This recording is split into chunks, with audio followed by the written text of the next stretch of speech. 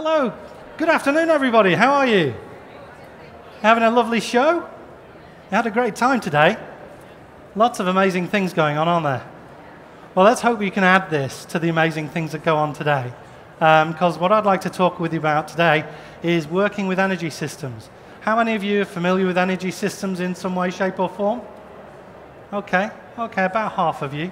Okay, so this is going to be a new exploration for many of you, as well as hopefully some more information to layer on top of what you've already got. So we'll hopefully have some time for a few questions at the end, but there's quite a lot to get through. It's a whistle-stop tour, and we're also going to be talking about escaping stuck programming and what that means in an energy context. So a little bit about me. My name's Clere. I have a company called Next Level Consulting.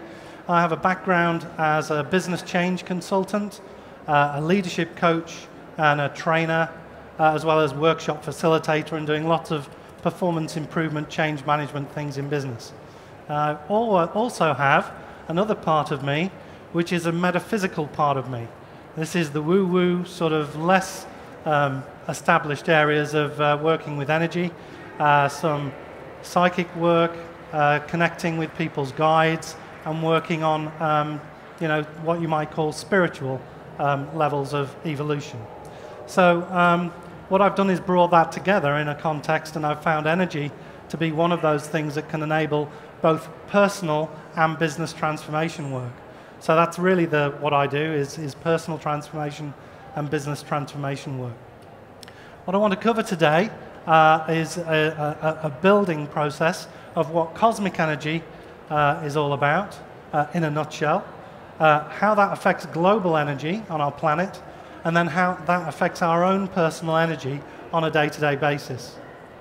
I'm going to talk about how we can align with all that, and also something called energy systems coaching, which is just one of the tools and techniques I've used to play around and work with this sort of energy field. Okay? So, cosmic energy. Three things really as key points. It's vast and infinite cosmos. I'm going to talk about something called the photon band, and I'm also going to talk about something called the galactic center. So this is a picture of the night sky. There's more than just twinkling stars going on here. There's a vast and infinite cosmos out here. And this particular picture is of something called the galactic center. Now, this galactic center is becoming important for a number of reasons.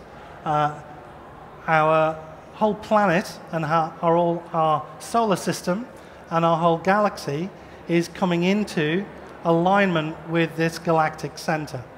And I'll talk a moment about 11,000-year cycles and in cosmology of that. But this is actually creating a lot of energetic impacts that are hitting our planet. So this photon band, as I'm talking about, is like a stream of pure energy. And we've just emerged from something that's been termed as the galactic night. And this is described in this new cosmology book from Barbara Hand Clow quite some years ago. And we're moving, all our swirling planets revolving around suns, revolving around galaxies, is all moving in this great swirling mass all around the great central sun and the galactic center. This photon band we have just entered as of winter solstice last year. Excuse me. Now, many people thought the winter solstice last year was going to be a switchover point, and we're all going to become enlightened on some greater level. This was a point where ancient calendars and the seers from ancient civilizations, the Mayans and so on, couldn't see past that point in the human evolution cycles they were viewing. But nothing seemed to happen, and a lot of very sensitive people all thought, oh, crikey, what's going on? It just didn't work. And what we've been experiencing since then is a gradual build-up of entering this photon band and accessing much more intense cosmic energy. It's a bit like if you try to plug your adapter or your iPhone into a plug socket that's plug directly into the power station, it'll actually blow the circuits. So what we're getting is a stepped wave-by-wave approach to this massive waves and bands of consciousness hitting our planet. And there's also quite a lot of planetary alignments happening. This one back in 2012. I think only a few weeks ago there was 5 planets in our solar system that were all aligned on one day. And those sorts of alignments are very powerful. Astrologically, astronomically, they're very powerful, they're very energetic. And they're heralding new shifts in the next levels of our emerging consciousness. So there is a lot going on up in the heavens, and this is a really important time for us to emerge into a new state of being. So as I say, the key points here are entering a very new phase of human evolution. There's an 11,000-year cycle that's ending, a 2,000-year cycle that's beginning, and a major shift for all of us. We'll look at that in terms of more specific physical aspects and what it means to us personally in a moment. But besides these universal shifts and patterns and cycles, there's lots of patterns and cycles in our normal working lives. Even economically, there's an economic clock model, 7 years of different cycles, and this is something called the Shemitah, and it's describing in our stock market positions where major effects in the stock market have happened every 7 years. And 2015, this was when that started to become more well-known, was a jubilee year in effect. It was a 7-by-7 year end of a cycle. And since then, the markets have been extremely jittery, and there's a lot of irrational, erratic market movement going on.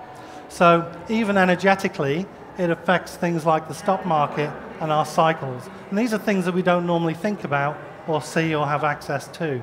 We'll have another example in a moment.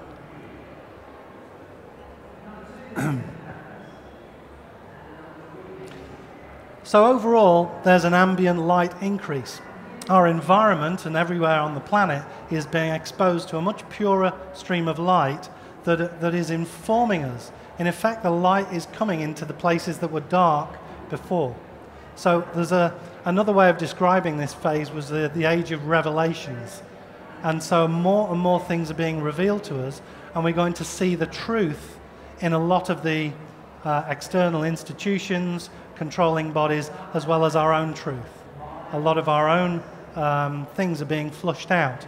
Our deep concerns, our deepest fears are being flushed out for us to look at. So this is quite a challenging time.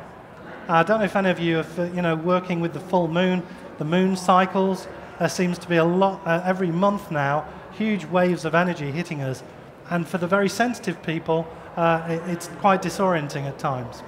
And more people are becoming sensitized to this. So this is not a kind of an exclusive little group that's experiencing these things. Many people are experiencing challenges. So major issues are firing up in our world, and you might think about whether it's what's in vaccinations for children, and there's more information being shared now through the internet about what's in there, or it might be environmental pollution, or it might be corruption in major institutions. It's a lot of things being exposed that previously were remaining hidden and kept in the dark. So what does that mean? Just make sure I'm aiming this correctly. What does this mean for our global energy?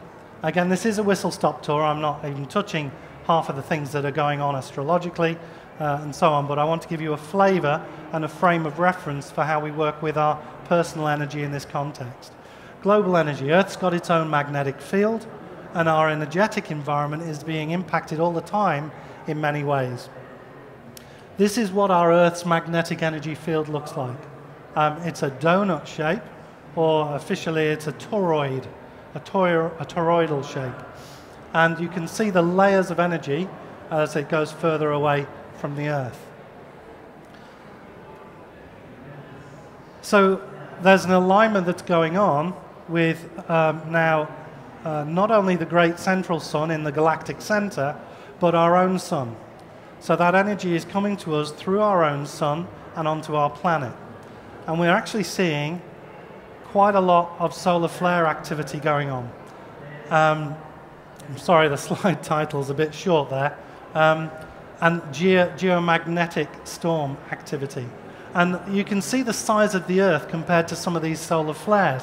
Absolutely massive solar flares coming to hit our system. And what happens is that our normal donut-shaped energy field around the Earth gets squashed. Whichever side of the Earth is facing the sun is facing these effects. And it squashes the energy field in that sort of shape there. Now, let's go to the next slide. There are very physical effects of this phenomenon. And what we see is low-level satellites being interrupted because of this geomagnetic activity and solar flare activity.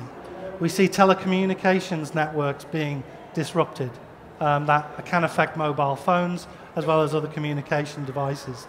And what actually happens with the power grid, the energy companies actually turn on all the closed-off energy circuits when you get massive solar storms and geomagnetic storm activity and flares, because it actually helps to transfer the energy through the whole network and dissipate it.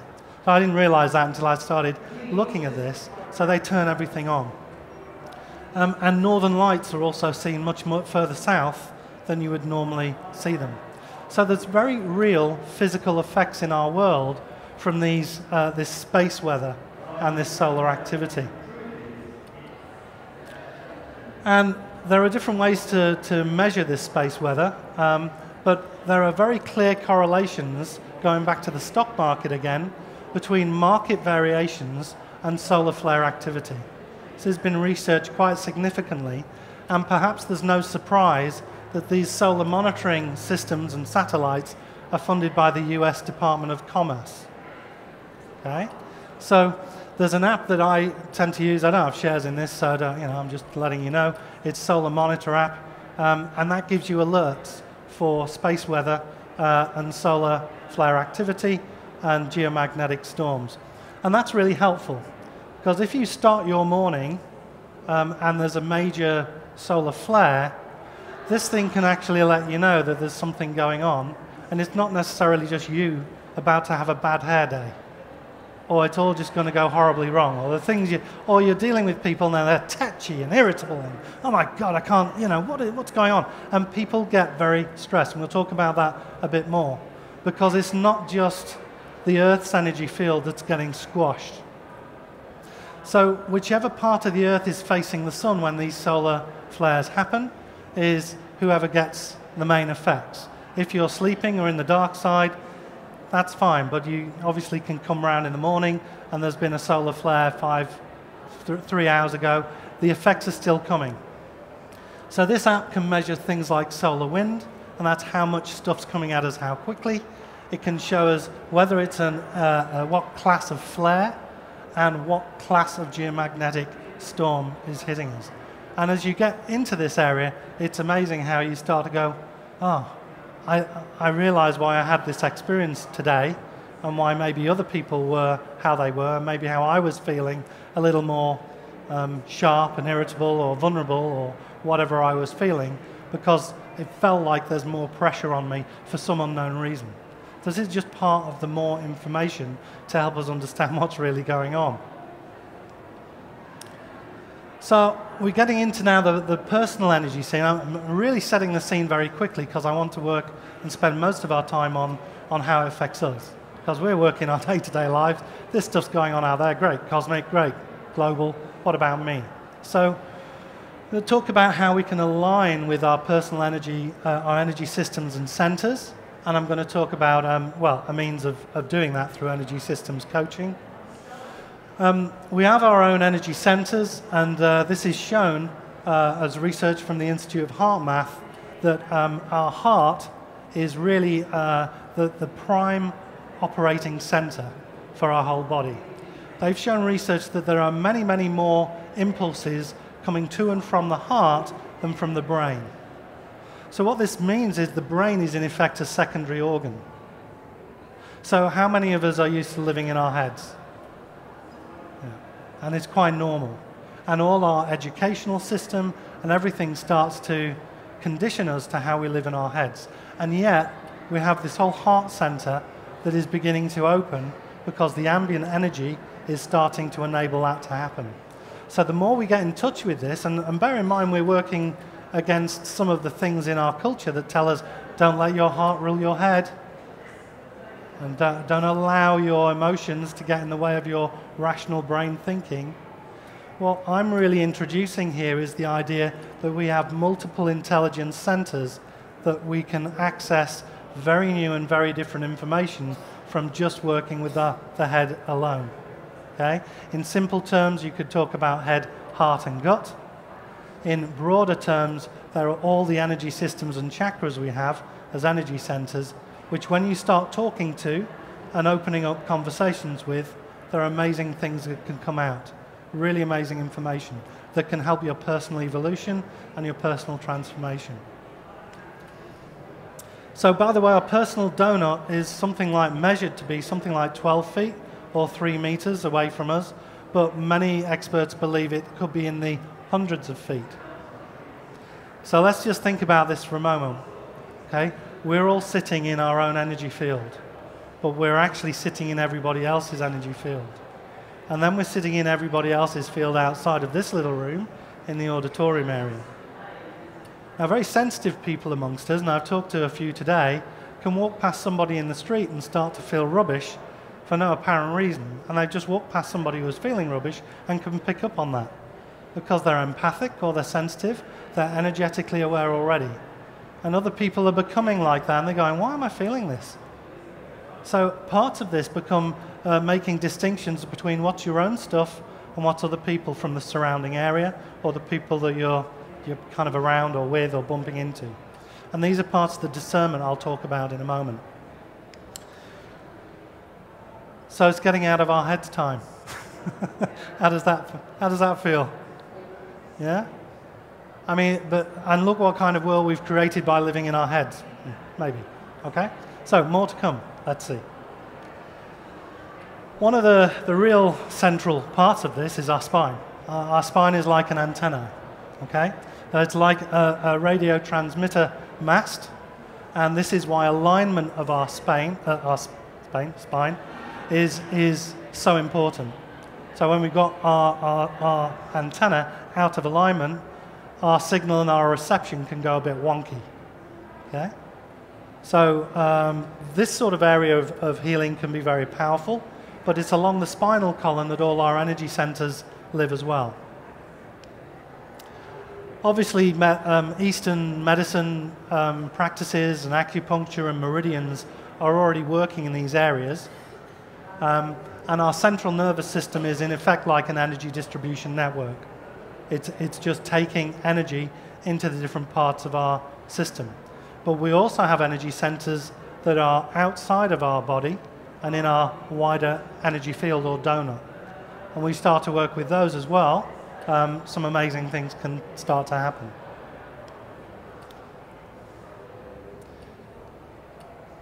So our energy centers are always on. They're always active. And our multiple intelligences, because that's what I'm talking about them as, I'm talking about these energy centers as brains in their own right. Each of these centers has the characteristics of the brain. It's got receptors, it's got lots of scientific requirements that would say, oh, that's a brain, and that applies to the heart, that applies to the gut, that applies to these other areas. So we have multiple brains running and multiple intelligences. But the question is, are we connected to them? Okay, how often do we go into the dialogue with these parts of us, and are we in alignment? Sometimes our head is ruling everything and doesn't want our heart to come in, or our instincts and our gut are screaming at us like, something's really wrong here, but our head's going, nope, I'm going to do it. And then you fail with great style. Okay? So we try to actually work and open up dialogues with these centers until it becomes a natural process of us working with our collective intelligence, and we're more able to then operate in a much more holistic way.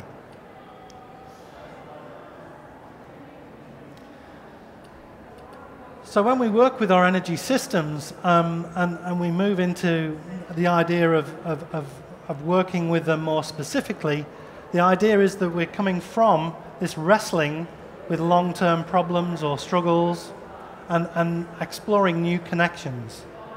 And it's about connecting to these intelligence centers to inform our decisions about how to overcome things. And we're leading to inspiration, okay? The idea that we can create inspiration from within us as opposed to being motivated by some force outside of us, okay? We're switching around, as I'll talk to in a moment, from an inside out to an inside out approach, from an outside in. So we're being asked to become whole in ourselves to enable ourselves to work in a very different way.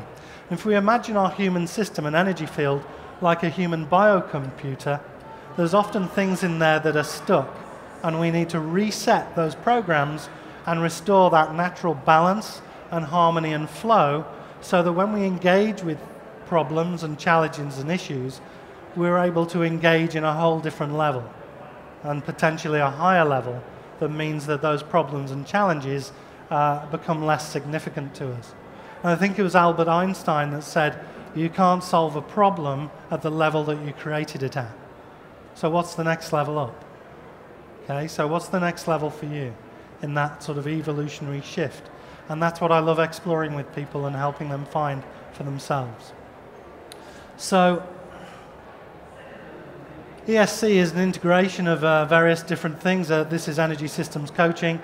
It covers various different coaching modalities as well as personal empowerment, paradigms, but it opens up, obviously NLP, but it opens up metaphysical connections as well. Now, this isn't about religious beliefs. This is about our own metaphysical and spiritual connections that we all have. So I'm not talking about religion at all in here. This is about our own personal spirituality and those connections we all have. So aspects of this that are really important, and these are the themes that I want to just register with you and help build an awareness of, is personal awareness to begin with. How aware are we of our multiple intelligence centers working? How many of us are listening to our heart energy? How many people are aware of their heart energy or heart messages or things that when their brain tries to do something and their heart kicks in, they can hear that?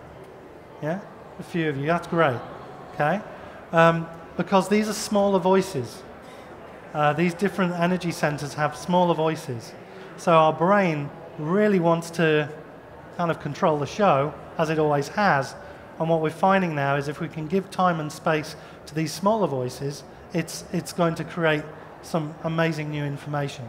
And it's a bit like if your mind and the surface of your mind is like the surface of the sea, and there were waves crashing everywhere because you're busy and there's so much confusion and stuff to do and we're all kind of active and busy, then the waves are crashing.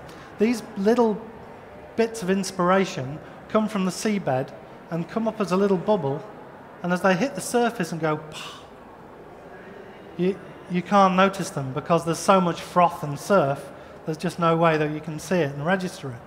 Now, when you try to quieten the mind and achieve some quietness, and this is why meditation or quiet time in nature or even having a shower, these are times when you get your eureka moments or aha moments. It's because the mind is quieting down, and these little moments and bubbles of inspiration and intuition are able to bubble up and actually go on the surface, pop.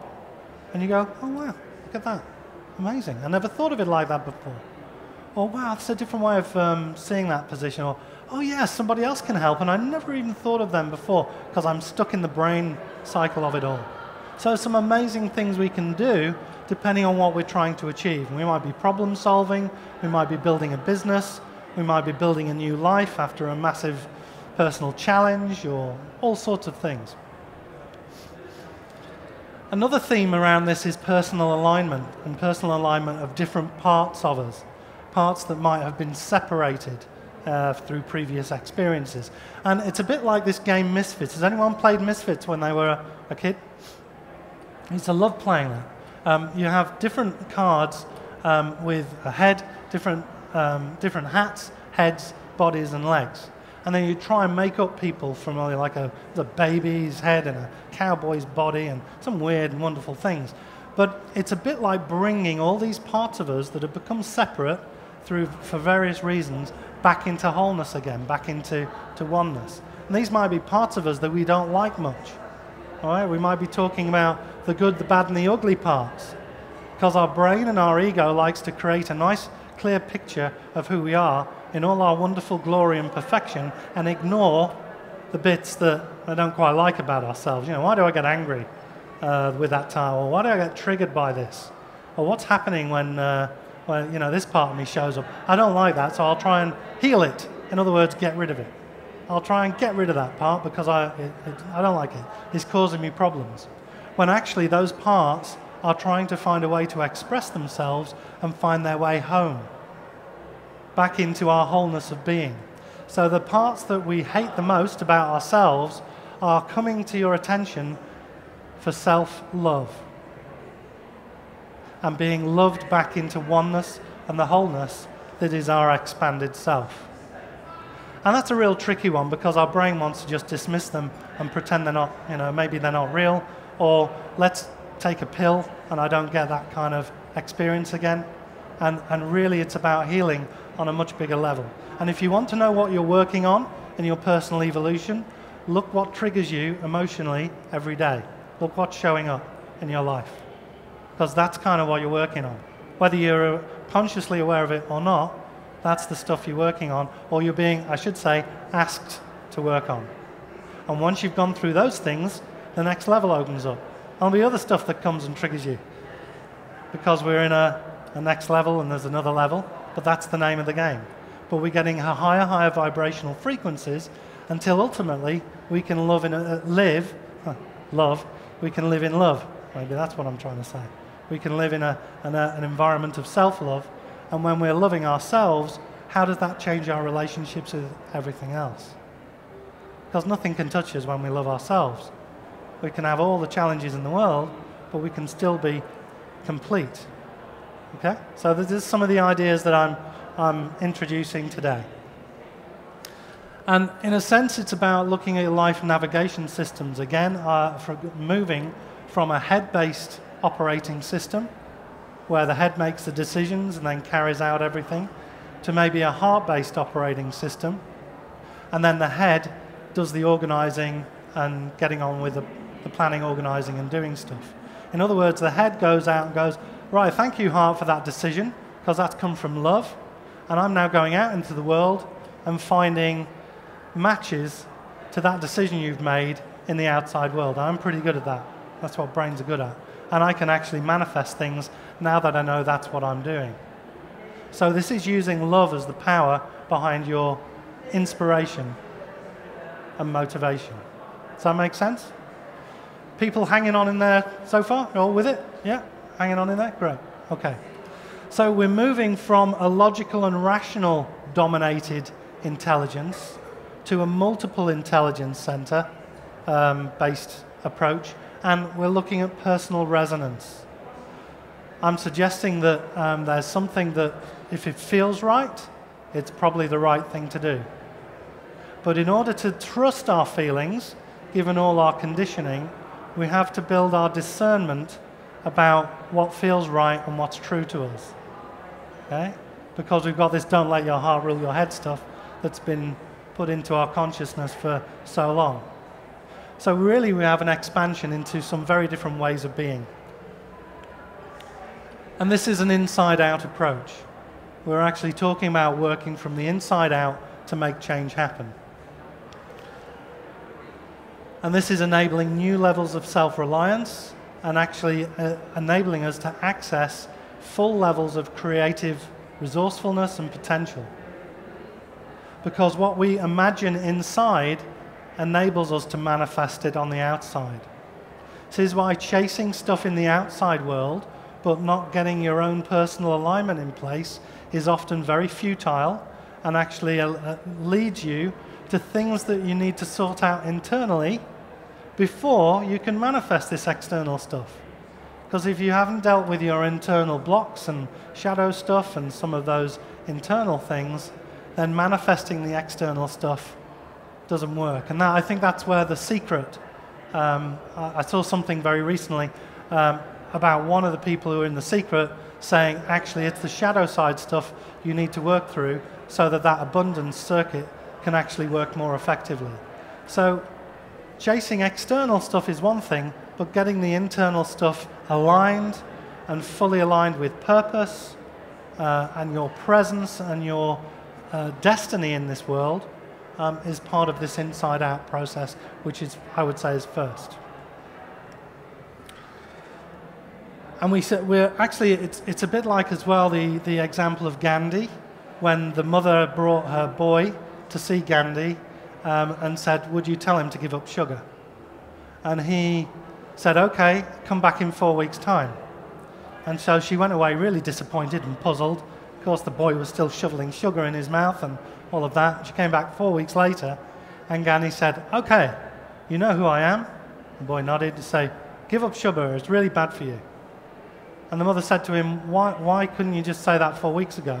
And he said, well, I had to give up sugar myself before I could say that to the boy with full authenticity. And this word authenticity is something that's coming out stronger and stronger now. We see it with leaders around the world, and we're starting to see a lack of authenticity. We're starting to see where the words, music, and dance are not in alignment. And the truth of the situation is becoming more apparent to us. And this is part of the energy that's creating an environment where we can more readily discern the truth for ourselves, not what other people tell us to believe and tell us what the truth is. We are our own greatest guru and our own greatest source of navigation. And when we start to believe that and work with that, amazing things, miracles and shifts can happen. So, anyway, let's keep moving on. Intuitively, our intuitive capabilities is like opening up a doorway. How many people are in touch with their intuition already on a pretty regular basis? Oh, quite a few of you, great. Well, when you start to open this doorway, we actually open up to the world of solutions that we never knew existed. This is intuition. This is our internal tuition circuitry coming online. And I think Deepak Chopra calls this the field of infinite possibility. Lynn McTaggart talks about the field. George Lucas talks about the force. Now, whatever your metaphor, analogy, whatever you want, there's something that we can access and explore. And this world that's opening is as breathtakingly beautiful as we feel it to be. As we are able to feel it to be. And when we get into these new spaces, we might actually realize some of our pursuits are a little futile, or maybe our values start to change and shift. The pursuit of money, or ignoring what's going on around us because we just don't like some of the things we're seeing, or being against the time. Time is just slipping away. How do I use my time? How do I engage with time? How do I feel fulfilled in my time? And pursuit of various goals, stressed up. I think 95% of people in business at the moment are stressed. What a shocking statistic that is. And if people were in love and actually accessing some of these higher level emotions and frequencies, what a different place that would be. Our motives might be less competition and conflict, and more collaborative and enabling each other to be as successful as they can be and more. So our priorities might shift and our values might shift. There's a beautiful quote from John Lennon, which I want to just read out. I know you might not be able to see at the back. I'm sorry, it's a bit small. There are two basic motivating forces, fear and love. When we're afraid, we pull back from life. When we're in love, we open to all that life has to offer with passion, excitement, and acceptance. We need to learn to love ourselves first in all our glory and our imperfections. And this is really the definition of unconditional love. Whatever's showing up for us we don't like is part of us wanting to be loved back into wholeness. That's unconditional love, and it starts with us. If we cannot love ourselves, we cannot fully open to our ability to love others or for our potential to create. And evolution and the hopes for a better world rest in the fearlessness and open-hearted vision of people who embrace life. Now, the fearlessness part of that, isn't that an unusual way to put things, fearless? Because what I sense is his idea behind that is that you're brave enough to face the darkest parts of you and love them back into wholeness. Does that make sense? And when the angry you shows up, Mr. Angry, or, you know, Mrs. Conceited or arrogant or whatever these characteristics we all have, aren't we? Oh, I don't know. No, you made me do that. Actually, you know, it's stuff that's coming up for you to look at because it's part of what's showing up for your next evolutionary step. And our evolution depends on being brave enough to and courageous enough to engage with those things. And then we talk about escape stuck programming, and then we wonder why these things keep showing up in our lives. And we're talking about opening up to new creative energy systems and becoming who we really are. There's another little quote here from the Warrior of the Light manual. Said, and because maybe we're all enlightened warriors, and maybe we just don't realize it or identify with being a warrior in our own world. We're certainly our own heroes. Every warrior of the light has been afraid to enter a combat. Every warrior of the light has betrayed and lied in the past. Every warrior of the light has lost faith in the future. And every warrior of the light has trodden a path which was not his own or her own. Every warrior of the light has suffered because of unimportant things. Is this ringing any bells yet? Yeah, I mean, so many things I see personally. Every warrior of the light has doubted that he is the warrior of the light. Every warrior of the light has failed in his spiritual obligations. Every warrior of the light has said yes when he or she meant no. And every warrior of the light has hurt someone he or she loved. We are all human. We're here to experience the full range of human experiences, and we've done many things we might not be proud of, but boy, this is a time for evolution and enlightenment, and it's coming. This is why he or she are warriors of the light. They endured all this without losing the hope to improve, and I would say, and evolve. So, what are the new fuel sources that we will be looking to explore? Here's some ideas. Love, gratitude, and appreciation. Energy systems run on higher level vibrations. The higher the vibration, the higher level energy source. What if you put love, gratitude, and appreciation at the heart of everything you thought, felt, did, considered, your actions? If you thought, what would love do next for me right now? What would it be? And keep exploring what that energies of love, gratitude, and appreciation can do for you. And self-love above all else. Unconditional love of all these parts. The good, the bad, the ugly. Our shadow side stuff we might deny is there. Oh, this isn't us. Oh, no, I couldn't possibly, explore that. Or accept that that's part of me. But it is. There's a guy called Matt Kahn, and he has got YouTube clips called The Love Revolution. Basically, he talks about creating a love revolution, one I love you at a time. It's really worth looking at if you get a chance. And he's got a new book out, Whatever Arises, Love That. That will be a foundation text for this sort of thing. And connecting to all that is because when we start to connect to these multiple intelligences, we start to extend our energy field and expand our sense of self and connection with other things and people. We actually feel the oneness of everything. There's some sort of synergy that starts to happen, and we feel like we're part of something greater. We find our place to fit. And in a business context, what happens if you put love, gratitude, and appreciation at the heart of a business and see what happens to money flows? I'm starting to work with a couple of business clients now that are brave enough to explore what this means. I'm really curious to know where I work with some big corporate clients that are prepared to do that. And wider stakeholder management of the extended enterprise. So instead of a shareholder value, what about stakeholder value? and when we build lines of customers, suppliers, partners, all working together in one extended enterprise. Because that's what's had to happen in the big contracts that go to government.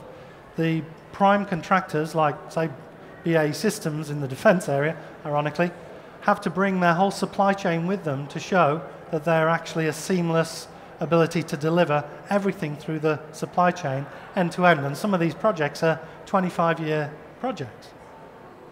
So why can't we build bridges between our customers, suppliers, partners? Because we're all each other's customers at one stage of the process or another. And actually getting leaders that are purpose-driven and highly conscious. The ultimate, for me, expression of personal leadership is being of service to the highest good. So if you're being of service to the highest good, if you're a business owner, what would your business look like? If you're in a business and leading some team, what would that look like in your team? If you're leading yourself through some difficult life experiences, what would that be like to be of greatest service, highest service to your highest good? And just to finish on this before we just have a few questions, it is about building deeper awareness of our thinking, yes, but especially our feeling and doing, knowing, and being. Here is your life assignment. You will receive a body. You may like it, you may not, but it's yours for the entire period of this time. You will learn lessons. You're enrolled in a full-time informal school called life. Each day in this school, you'll have an opportunity to learn new lessons.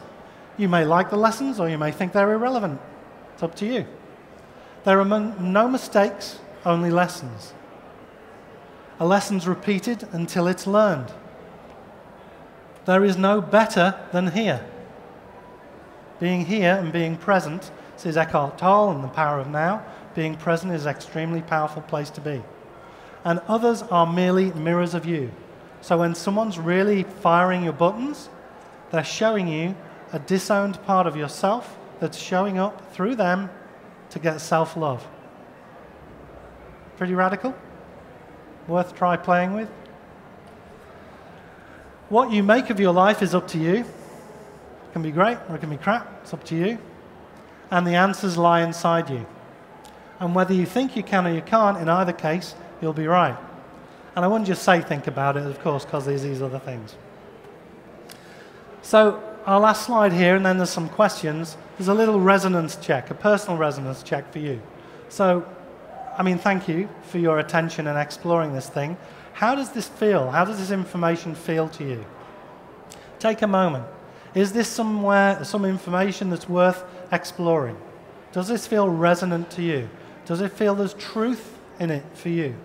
Because take only what you resonate with. Take only what you feel is true. Because you are your own guru and your own greatest support system in the making. Okay? Does anyone feel this is worthy of exploration? And taking forward in some. That's great. That's really encouraging.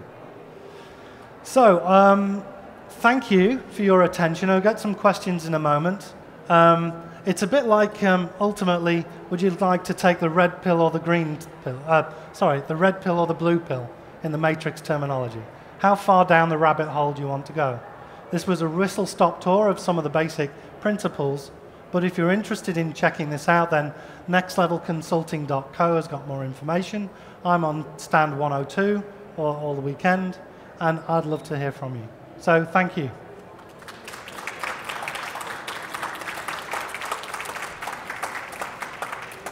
Are there any quick questions? Yeah, at the back there. Sorry, I can't hear you.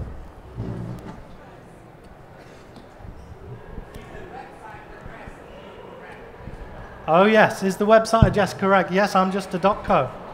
One of the new ones. It's real simple. .co, company. It's all good. Yes, thank you. Any other questions? Any other things that have come up? Anything? Oh, yeah.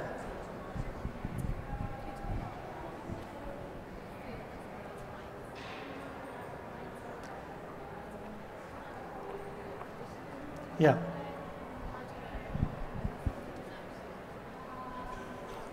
Yeah. Say how do you know that something's actually coming from you or from your conditioning? Great question, yeah. We're just talking about how do you know something's right?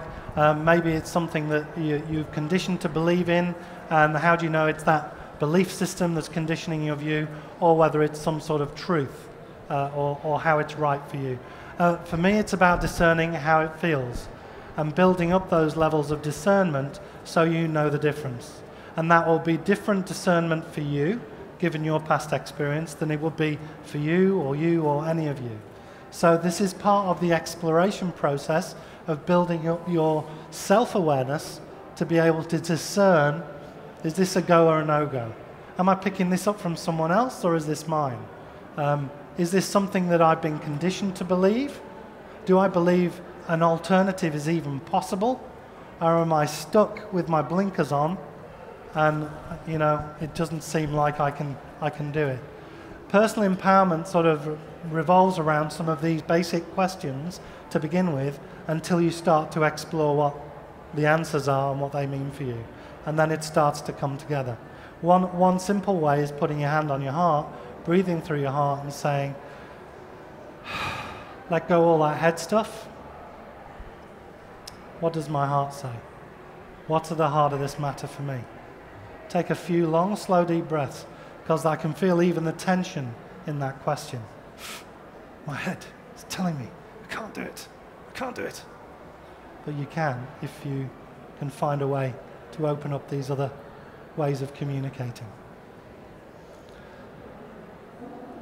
Thank you once more. I think that's all it for questions. So have a great weekend if you're coming back again tomorrow. Thank you so much for showing up tonight. I know it's the end of the day. I really appreciate you coming. I really appreciate you listening, and thank you for your questions and your attention. Have a great weekend, whatever you're doing. Thank you.